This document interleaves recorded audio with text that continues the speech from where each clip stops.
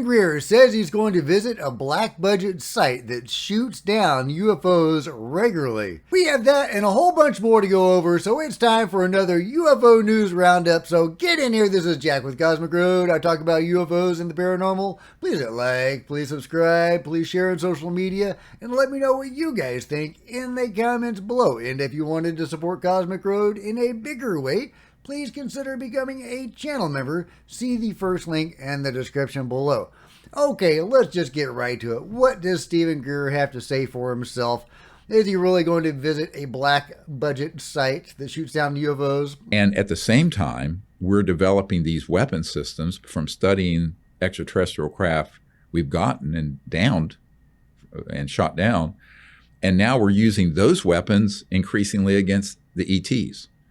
So there's one black site that I know of that I'm going to be visiting that knocks 2 or 3 of these ET craft down per year still.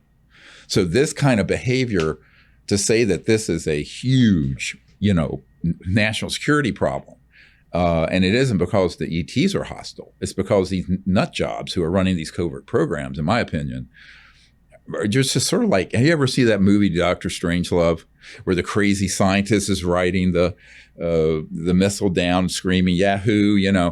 They're kind of like that. Okay, so he says he's going to visit one of these sites that shoots down UFOs, but then he calls the people running those sites crazy.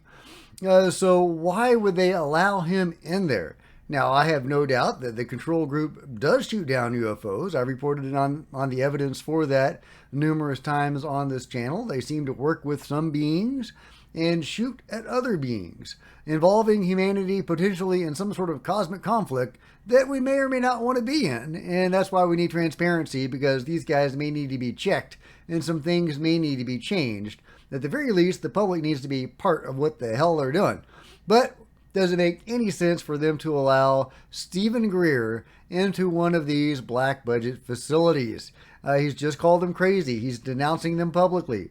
Why would they let him in?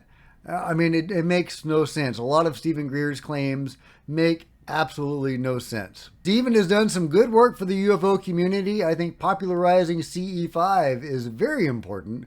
Human-initiated contact with the phenomenon may be the way forward, since we can't trust the government. We can't rely on them for disclosure. That's not to say we should give up on it. Absolutely, we need to pursue disclosure at all costs, because, like I say, a lot may be riding on it. They may have involved us in some sort of cosmic conflict that we may not want to be a part of. They may be shooting at the wrong aliens or whatever they are, and working with the wrong beings as well.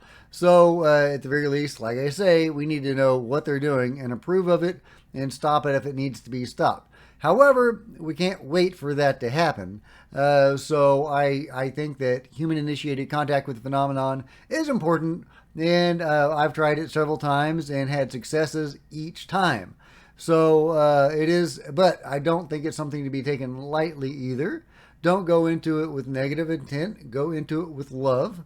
And with good intentions, and if possible, bring somebody along that is able to communicate with the beyond, that has sensitivities or abilities that the rest of us don't. That's what we did, and it worked for us. Meanwhile, check out what Jeremy has to say.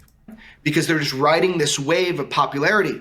But something more sinister that I've been noticing, because a lot of people in the intelligence community have been saying to me that they feel that there is a coordinated attempt within the intelligence community to be dismissive. There's actually some products by certain agencies that may have passed in front of yours and my eyes that try to dismiss some of the things that we know to be true, and it's disingenuous. So it is very strange to think that even within the intelligence community itself, that there's a proactive attempt to make people less interested in hunting down the truth about UAP. Because you get people like Dave Grusch coming forward. He broke from the fold. He told people how it was. And we can get more into that later. But people saw that. And I think it was highly frowned upon by certain elements within the intelligence community. In fact, we know it was. Because we know, for example, the Air Force has gone after David Grusch internally. This is something we reported on a couple weaponized ago. There have been numerous attempts to say that he spoke outside of his DOPSR. And we saw that fail, but there's another attempt right now by another agency. And let's find out if that fails. And I think it will. So there you go. The intelligence community and the control group in general is still after Dave Grusch. They haven't taken him out, but they are still trying to go after him. But it is comforting to know that they did fail, and hopefully their future attempts will fail as well. This seems to indicate that the control group is not all powerful, and that is an encouraging thought. But it is very interesting that we're getting a more clear picture of the control group.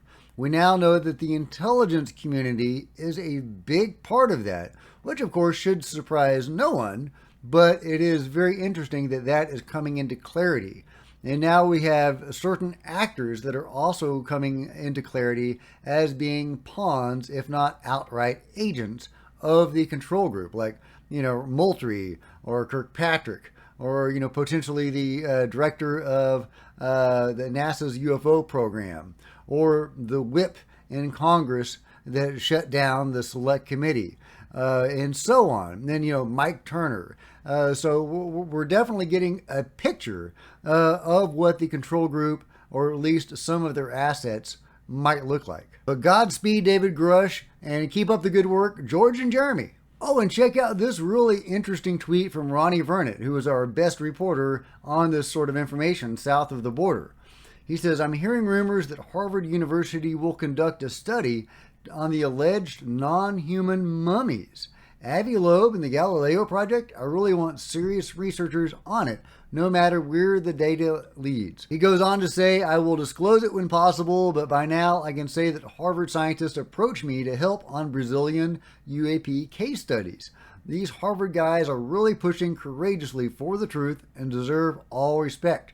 Does that mean they will, because Ronnie Vernet has been reporting on the attacks in Peru and Argentina and so on, the UFO attacks there, the being attacks, well, whatever they ultimately turn out to be.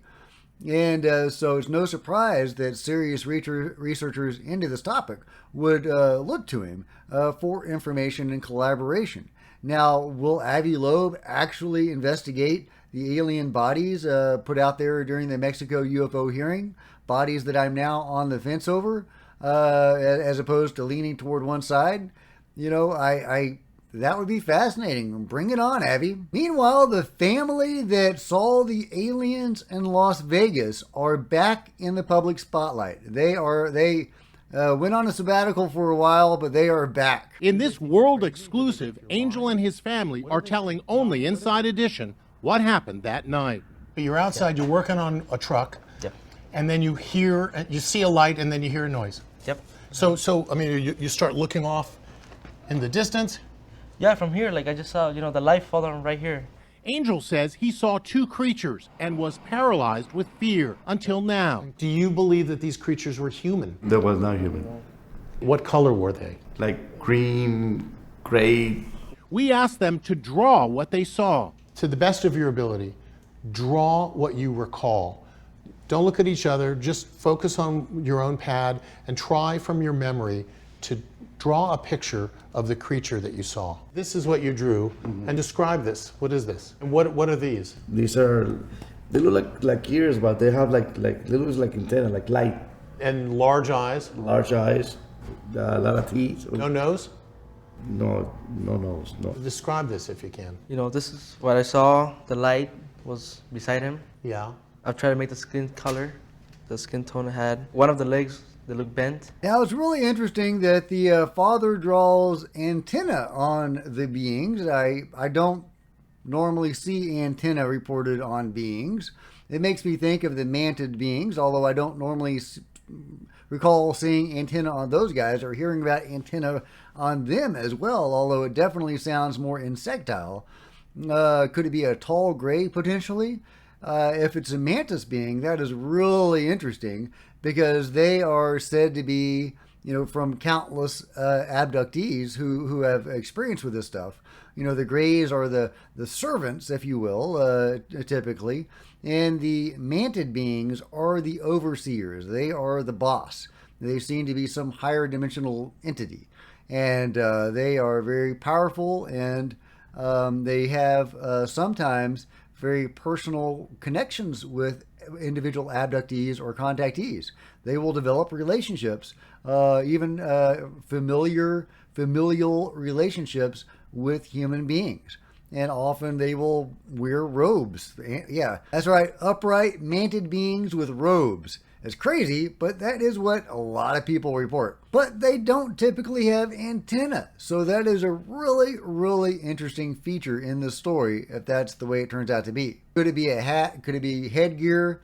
We just don't know. The sun did not draw any antenna. Here's one image of a manted type being with antenna, but that's about all I could find. There's not a whole lot of them out there. It's not a common feature in these sightings. They normally look more like this guy or this fella. This is from an alien abductee report. Linda Porter's drawing of praying mantis being in light-filled cylindrical room she remembered from a 1963 abduction experience in Covina, California, when she was 17 years old. Linda thought what happened in the light-filled room was connected to her soul transfer.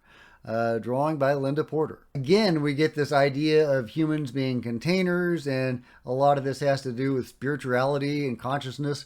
And yeah, souls. But even though that sounds super creepy, again, a lot of these manted type beings have very friendly, even loving relationships with human individuals. So if manted beings are fifth dimensional or whatever beings, as many seem to indicate that they are, how does that play into all of this? How does the presence of other dimensional beings tie in to the phenomenon? I mean, it seems to be a big part of it, according to my research. If you have found something different, just let me know in the comments below. But for my research, that's a huge part of it. So how would that play out, right? Well, let's let this lady explain a little bit about how the 4D can interact with the 3D. Yeah, and she's going to explain it by way of a 2D versus 3D comparison so that we can understand. This two-dimensional creature has locked some precious gems away in a safe. She's checked the safe from every angle and is sure that no one will be able to break in without a key. But she hasn't taken into account the idea that a three-dimensional creature, such as myself, might be peering in from above. She doesn't even know the concept of above. I could steal these gems without a key and without damaging the safe, and she would have no idea how they were taken. But we should keep an eye out for ourselves. A four-dimensional creature could steal from our safes without a key, could take the yolk from an egg without breaking the shell, appear in a closed room, or see inside of our brains. The fourth dimension is perpendicular to all of our normal 3D space directions, and we have no walls up against that direction. Well, that's not creepy at all, but that is how a higher dimensional being could interact with our plane of existence. It's not a comforting thought. The only thing that really gives me comfort is those close interactions that a lot of these beings seem to have with individual people. Very, again, loving relationships formed between these, the abductees or contactees and these beings. I'm not an abductee or a contactee in any meaningful sense, or at least not, like what we're talking about here, although I've had some really cool experiences and some amazing experiences, but that's my point, is that my experiences have all been very positive and they've all been very mystical. And except for one where there was one or two where there was a UFO involved, but even in that main encounter, it was very mystical, very other dimensional, but very good. It was a very good, very positive interaction. And if you want to know more about that experience, go check out my video. It's in a playlist called My Experiences, called My Jesus Ayahuasca UFO. And no, I was not on ayahuasca when I saw that UFO. But the ayahuasca led to the UFO that I saw a month later. Crazy story. Oh, and I just wanted to close on this. I thought it was hilarious. Mick West has an explanation for the Las Vegas alien sighting. 9. The raccoon, which has very big black eyes, could be on top of the fence, and someone could mistake that in the darkness as an alien being with giant eyes, or something like a coyote jumping over the fence. Do you think that creature was an animal or a raccoon? No, that was too big to be a raccoon. Sorry, Mick, it wasn't a raccoon. Okay, that's it for the roundup for today, but if you've enjoyed this video, please give me a big thumbs up. I sure would appreciate it. That'd be awesome. Smash the subscribe bell and the button to be notified of future videos and all that kind of stuff. Join me on social media. There's Facebook and Twitter links below. I'd love to see you guys there. I'd love to hang out on social media. That'd be fun. If you wanted to share this video on social media, that'd be cool too. If you wanted to support Cosmic Road in a bigger way, please consider becoming a channel member. Channel members are rock stars, and I really appreciate you guys' support. Thank you so much. Meanwhile, there's plenty of other videos to check out on the channel, and I'll see you next time. This is Jack with Cosmic Road, signing out.